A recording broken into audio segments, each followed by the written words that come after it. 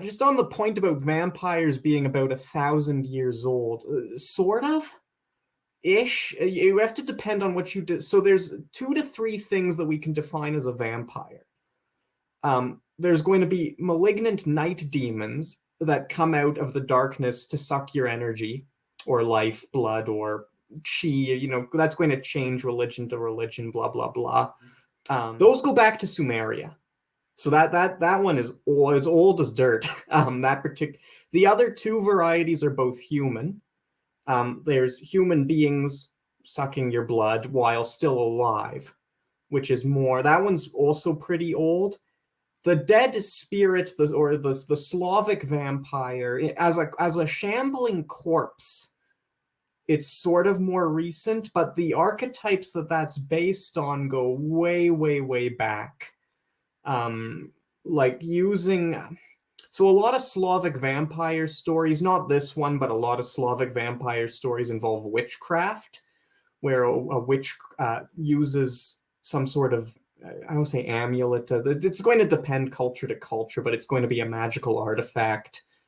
I know some people who use pots. I know some, like, pots, not pot.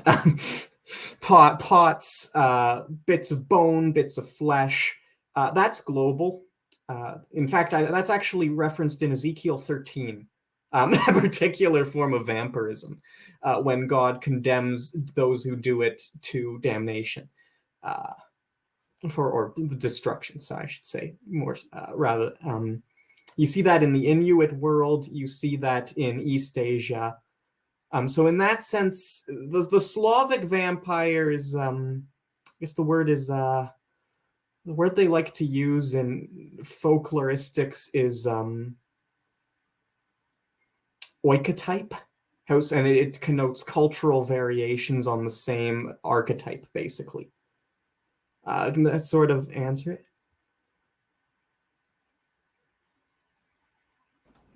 Makes sense to me, I guess. So do we have a couple key sort of ingredients or characteristics of what we would define a vampire? I say some of them are living, but I think the undead or back from the dead thing has been a key thing. Obviously, sucking blood, that's a big deal. Yeah, so in the context of vampire as a meaningful, because we want to exclude any, like, all the forms of things that are just coming at you to drink your blood. We might group them in the same, like, theologically, the same sphere of parasitism, but you're right that, like, the Oswong of the Philippines is not a vampire in the Western sense of the word, because even though it sucks blood, it's a living human being / spirit. Same for the Krasu of Thailand.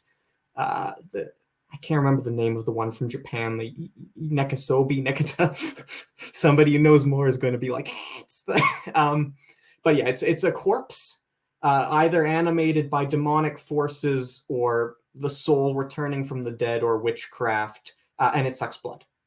And that one is, as I said, it shows up in Inuit folklore, where there is no Slavic influence on the Inuit. It shows up in parts of, like, East Asian, in the 3rd century Chinese anti-sorcery texts, very old, like Jiangxi in China. So yeah, sort of. So you're right that the story that we're most familiar with, Slavic, much more recent. What it's based on is older.